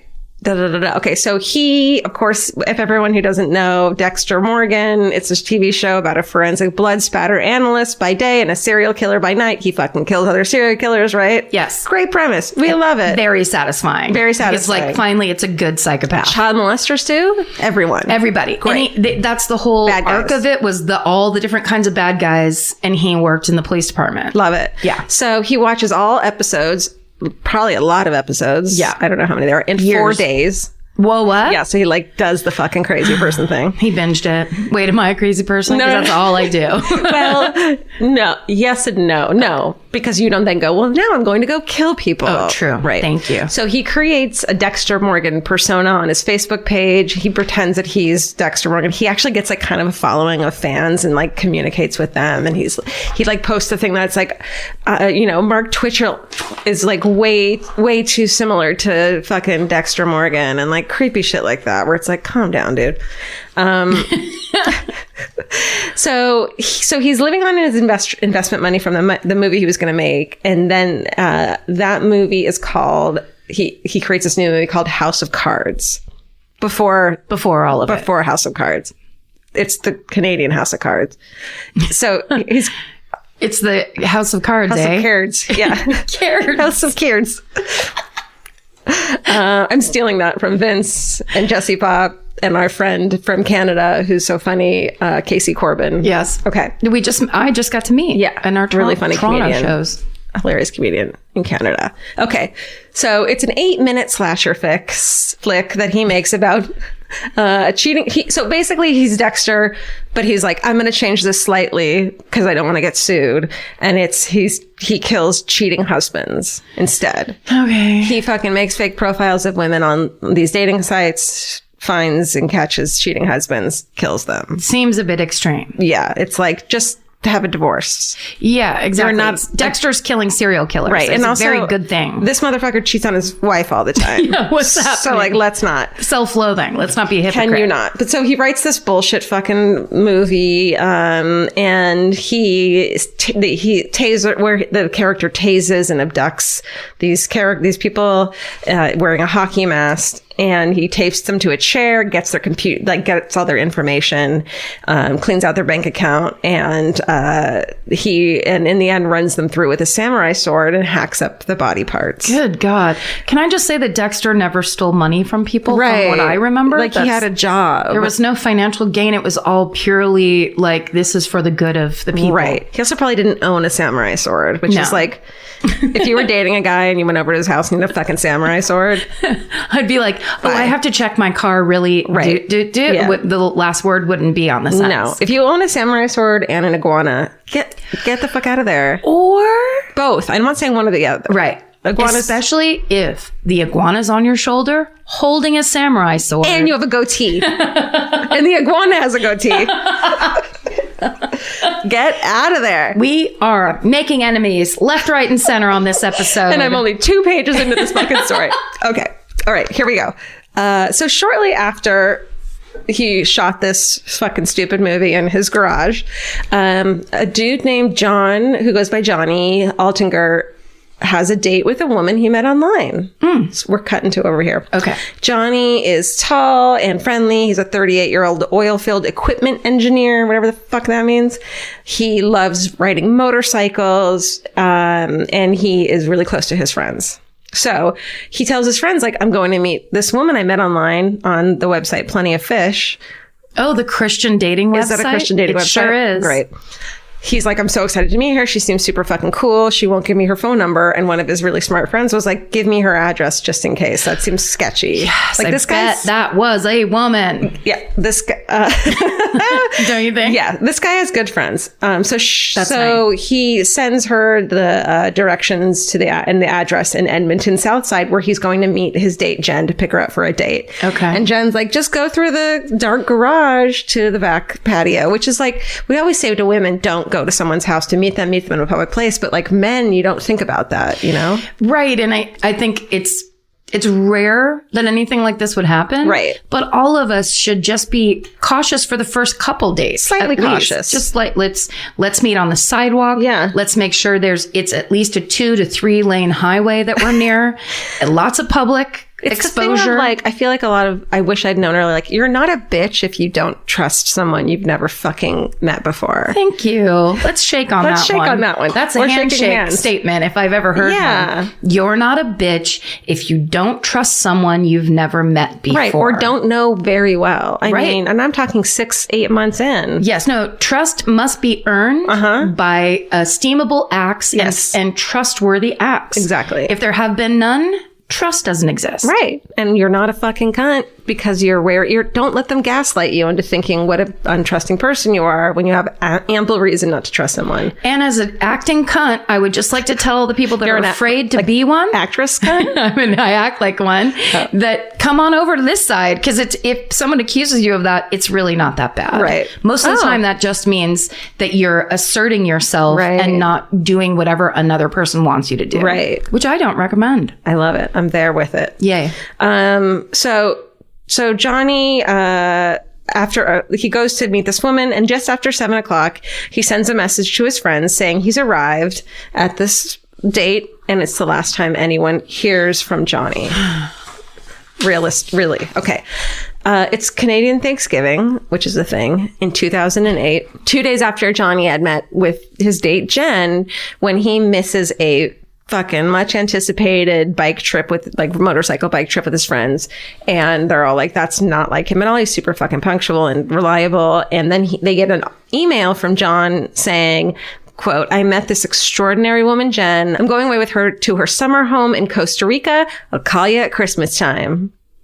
In a month. Yeah. Okay. Well, I'm assuming that Canadian Thanksgiving is around the time of American Thanksgiving. Got to imagine it's not in like fucking August, right? I would hope. Yeah. So, yeah. So they get like, if you got a message from your friends, like, goodbye, don't contact me. I'm going away. No. So his friends and family, of course, like, that's not fucking right. And they start calling around. They get word when he doesn't show up for work. They call the police. The police are like, wait it out. It's not a big deal. His friends are like, you don't know Johnny. So they break into his apartment. Oh, good. Where they find his clothes, his suitcase, his passport, all of that shit. There's no signs that he left on a vacation. So the police are probably like, all right, let's fucking look into this. I love those friends. I know. I love that they broke into his apartment. That's that kind of thing too, where it's just like, you go kick that door down. What's going to happen? They're going to arrest you. And if Johnny comes back from Costa Rica, you can be like, what the fuck is wrong with you, dick? Yeah. I'm not paying for your fucking door. You need to call your friends and family. And but he would never do that, because if he came back from Costa Rica and was like, you guys, he would have been like, you love me so much. You kicked my door down to find that out. Get hysterical sometimes. Get in there. Do it. Kick down doors. This detective, Bill Clark, is assigned to Johnny's case. Johnny's been missing for 9 days at this point. He follows the directions to the garage that he had given to his friend and contacts the person renting it, our fucking aspiring filmmaker, Mark Twitchell, who's been shooting a movie there. Twitchell's like, great, let's take a look. He's like super into like, everything's fine. I'll show you around. Oh, the lock's been picked. I don't know what's going on. Like, someone must have been in here. I haven't been in here since the 10th. They find a receipt inside from the 15th from Mark's fucking, like, he just is not good at murder. He's not good, and he thinks he's great. He thinks he's really fucking smart, and he's truly one of the worst most incompetent fucking people you've ever seen, but he thinks he's smart. So he asks questions like he's concerned, and they don't consider him a suspect at all. And they start questioning people around the neighborhood. They find a couple who said that they witnessed an attack a couple weeks back. They say that someone came out of a garage, running out of a garage, and trying to get help, and they freaked out and ran, and someone was like chasing him. And they're like, it happened this time, but the cops are like, that's weird. It happened a week before Johnny's date. So what the fuck are they talking about? No. Mm-hmm. So they go public with hopes of finding info, and that's when this dude fucking Giles. Jill Tetreault. So this dude is a 33-year-old contractor. He had been separated from his wife. He had joined Plenty of Fish at that time, and he has a fucking story to tell that he hadn't come forward with. So Friday, October 3rd, a week before Johnny had gone on his date, he goes to Edmonton Southside to meet a woman he had been chatting with on Plenty of Fish. Sheena is an attractive woman, seems really anxious to meet him. She's smart, she's articulate. They had been flirting. She suggests dinner and a movie, and they're going to go meet up at her house. A few minutes past 7 o'clock, he arrives, parks outside an open garage, goes into the garage. It's too dark to see when someone starts attacking him and fucking uses a stun gun on him. He gets shocked, and he turns to see a man towering over him with a hockey mask on. Oh my God. The guy in the mask pulls out a gun and points it at him. And so this Tetreault is like, oh shit, this isn't my date. And he forgot to tell anyone where he was going to be. And he's like, oh shit, I'm dead. The masked man pushes him to the ground, covers his eyes with duct tape, and Tetreault rips the duct tape from his eyes and jumps to his feet. And later he says, quote, I decided I better fight back. I'd rather die my way than his way. Yes. And spoiler alert, I know this because he later writes a book called The One Who Got Away. Escape from the Kill Room. Whoa. Yeah. So this guy, he reaches to wrestle the gun out of this dude's hand. He fucking when he touches it, he realizes it's a plastic fucking fake gun. Oh. And they start fucking brawling. And Tetreault drops to the ground, fucking Indiana Jones rolls out under the garage door. Yes. Fucking gets out onto the street. Throw me the idol, I'll throw you the whip. Yes. He tries to run when he gets out there, but his legs aren't working because of the fucking stun gun. Ugh. He's crawling down the unpaved gravel driveway, and fucking Mark Twitchell comes after him, grabs his fucking legs and starts pulling him into the garage. It's Saw. It's the movie Saw. Yeah. Tetro looks up and sees a fucking couple out for a walk.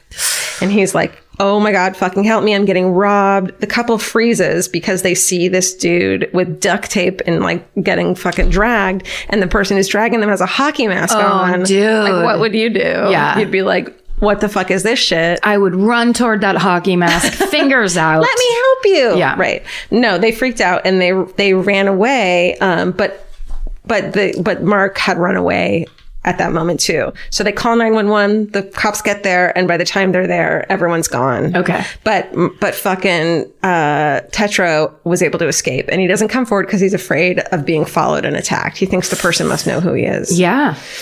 He does know who he is. He has all his information from that dating right, website. and he can't track him down on Plenty of Fish. He's like, this is fucked up and scary, which sucks because if he had come forward, maybe something... But it makes perfect sense. It's like you basically been through the most traumatic thing that's ever happened to you. You feel like a stupid fucking idiot probably a little bit. Well, there's a lot involved there. Yeah. But then he comes forward when he finds out about this. Yeah. So, days after Mark Twitchell's first interview, he comes back to the station and is like, oh, by the way, I meant to tell you guys this. I actually bought a new car from a dude who was selling his car on the street. It happens to be a Mazda hatchback, which is the same car that Johnny fucking drove. Oh. So he's like, it was so weird. This guy was selling his car on the street because he had met a really rich lady who was going to buy him a new car when they got back from their vacation in Costa Rica. Like just trying to fucking like overdoing his bullshit. Yeah. Which is what liars do. Yes. Saying he bought the car for $40. And that's, yeah. Yeah. So it's obviously stupid. Of course, the cops are like, oh shit, this guy's a fucking idiot. Yeah. But they don't have any hard evidence on him. So, he denies having anything to do with it. And, but obviously becomes their prime suspect. They get warrants to search his car and home and sees, a bunch of fucking dumb movie props and personal effects. It's October 27th. They find a computer with a deleted file in his trash bin. So he emptied his trash, but also like you can't just throw incriminating evidence into your fucking computer trash can and expect it to go away. Especially if you don't empty that trash. That's right. It's not how it works. Empty the trash. Just kind of make it hard. Cops like are bored probably. And they're like, just don't make this so easy for us. Yeah, exactly. So the file is called SK Confessions. SK stands for serial killer. Oh, bro. So this fucking stupid idiot, the opening line reads, this story is based on true events. The names and events were altered slightly to protect the guilty. This is a story of my progression into becoming a serial killer. So he fucking details everything he does with slight variations and says it's a fucking script. Wow. He's so stupid. The 40-page document includes diary-like entries that detail his crimes. And when Tetron reads the account of his attack through his words, he's like, it's reliving the event. That's exactly what happened to me. Wow. And there's a gruesome step-by-step of how the murder happened on October 10th of Johnny. It's a cold-blooded attack with a pipe and is followed by graphic details of dismemberment and where he hid the remains. Oh, no. So he says exactly what he does coldly in his quote-unquote script. Yeah.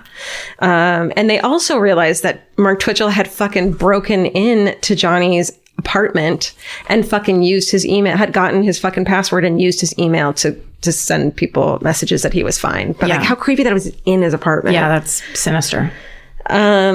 So now, Mark Twitchell, now 33, is arrested on Halloween of 2008 for the murder of Johnny Altinger, and police confiscate knives, saws, and a cleaver that are stained with Johnny's blood.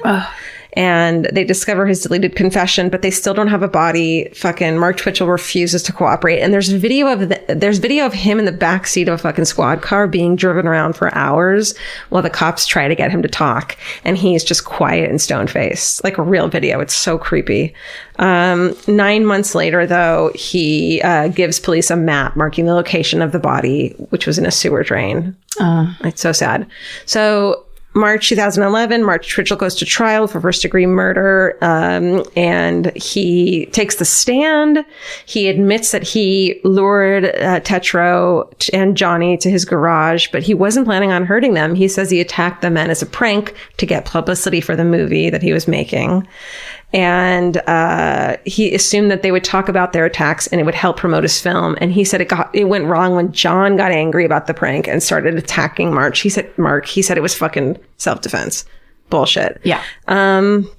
Clearly, because then after the fact, you're sending people emails, right, and you have all kinds of plans and schemes. And you write it as if it's true. Yeah. He also claims that his writings aren't about the murder at all, but that SK doesn't stand for serial killer, but Stephen King, whatever. He describes himself as a psychopath with little ability to feel empathy, but he's never diagnosed with any mental condition. Of course, in the end, the fucking jury deliberates for 5 hours before finding him guilty of first-degree murder. Oh, good. He's sentenced to life in prison and is currently serving that without the possibility of parole for 25 years in Saskatchewan and penitentiary. So then I was doing some research, and in an ironic twist, fucking Johnny Altinger, the victim, he was also a bit of a nerd himself. He had been obsessed with computers since he was a kid, and he got his first Commodore 64. It's like he was a fucking total computer nerd too, and was like obsessed with this stuff. The only difference was he wasn't a fucking psychopath asshole. So this was like the good guy. He used his computer skills in the 90s to play text-based fantasy role-playing games like Legend of the Red Dragon, using his dial-up modem. And he even had the alias Ultra Magnus, which is a character from Transformers as well. So there's this weird similarity between the two. Right. Except he wasn't a fucking piece of shit. Johnny's friends and family describe him as quiet, affectionate, and giving at his, funeral. At the funeral. But nobody said the same thing about Mark Twitchell in court. And that's the fucking story of the Dexter Copycat Killer. Wow. Yeah, I feel like I've seen the whatever American Justice version of that. Yes. And it's so disturbing. Like that idea that you're arriving somewhere thinking you're starting a date, the most pure reason, like date night energy. Yeah. And you get attacked by somebody in a fucking hockey mask. And this guy was 40. He was like really wanting to settle down. He wanted love, and he met this. It was just like the most pure reason. Yeah. And that happens. It's heartbreaking and awful. It's horrible. Yeah. Man. Yeah, it was good. That's fucked up. So, what? You hear that? Rain? Whoa. Or roller coasters. All right. Okay. Fucking.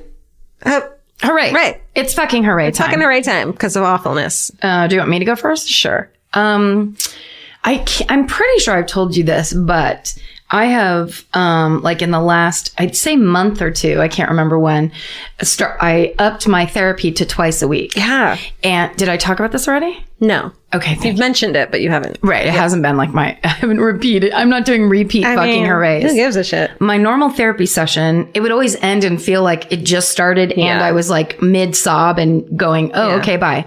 And I hate that feeling.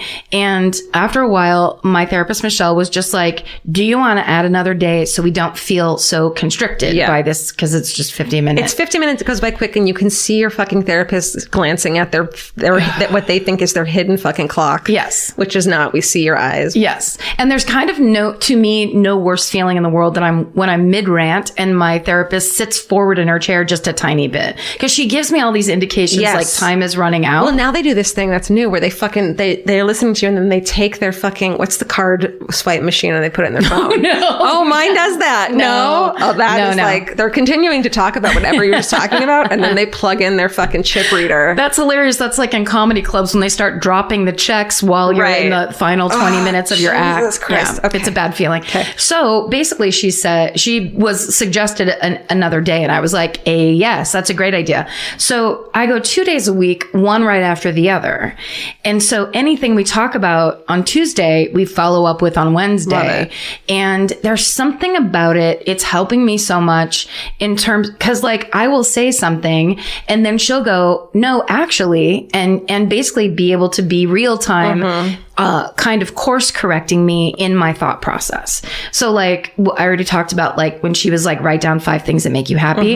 It's almost like a meta version of that where she's like, I know what you mean, but actually you've told me this in the past and this is really what's going on. So frustrating when you do that to yourself. I know. Where she, you know, because there's, you know, the more stress or the feelings that we deal with these days everything feels big and there feels like a lot of threat, or what if we lose? Yes, the stakes are very high. She comes in and goes, I just would like to remind you very quickly, they're not. Yeah. And then it really is like a centering, grounding feeling. And I just like, for people who are like, I'm too scared to go to therapy, just please know there's some of us that are fucking doing it every day. If she goes, we need to start doing 3 days a week, I would do it. Yeah. Because it really is just like being able to vent and have someone go, okay, but could you also look at it like this? Right. I mean, we've talked about therapy so much on this show, but it's so important. It helps so much. I just feel like I can feel the real effects of it. Yeah. Yeah. I love that. Yeah. Like you and I used to go to our dude and an hour would be up and you and I hadn't stopped yelling at each other. So he started being like, I don't have a next, I think he purposely wouldn't schedule a session after us because he's like, I have another hour if you guys can stay. So we were having 2-hour fucking sessions. Yes. Which is the only way to fucking solve anything. Yes. And if you're in a place where like it takes time to unravel bad things. Yes. You have to give yourself time, memories, mental states, fucking learned behaviors. And you have to be taught how to look at things. Like you always look at things the way you look at them because you're doing it for a reason. You have your reasons. You have your self-protections. You have, it's shit that worked for you for a long fucking time. And she says that all the time. It got you where you are today. Because I'm always in there going, I don't know why I do this and that. And it's like, you got yourself where you are today with these things that you're now saying are the worst things about you. Right. And that it's just so helpful. Or you think are still going to work when really your circumstances have completely changed. So it's a defense mechanism that you don't need anymore. That's right. But that it doesn't work real time because your body takes forever to follow. Right.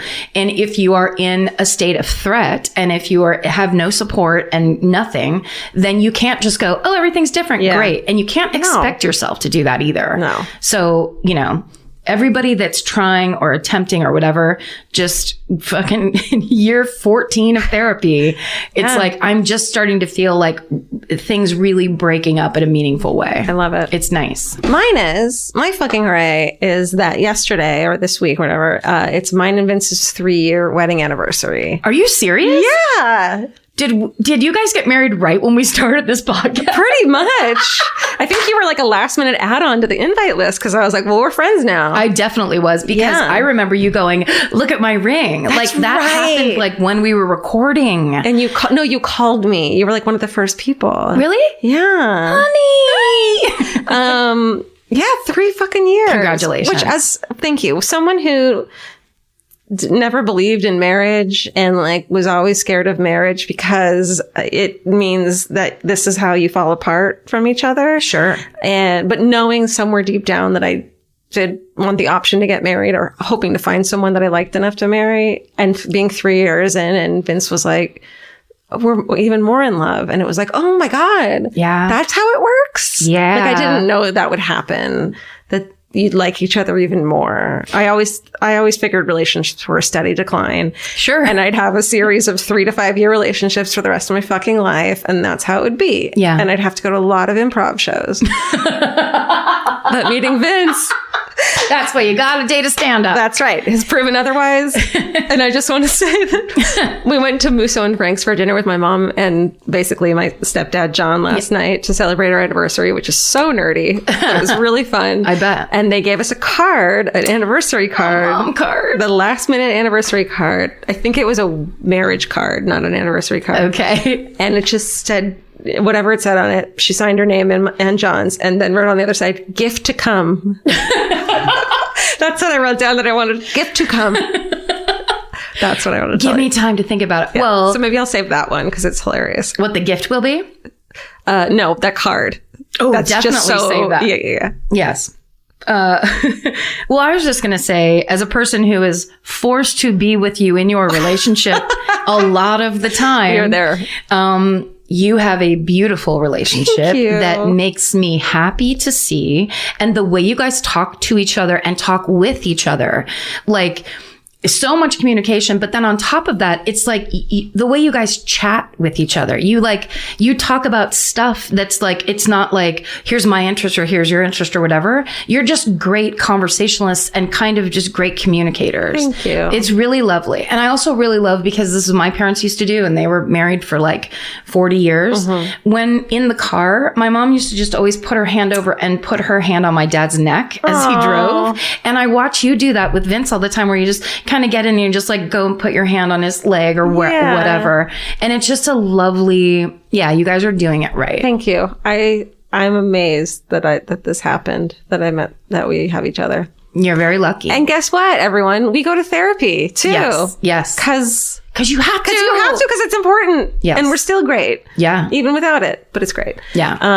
Thank you. That means a lot to me that other people notice that too. Because I'm amazed. I love it.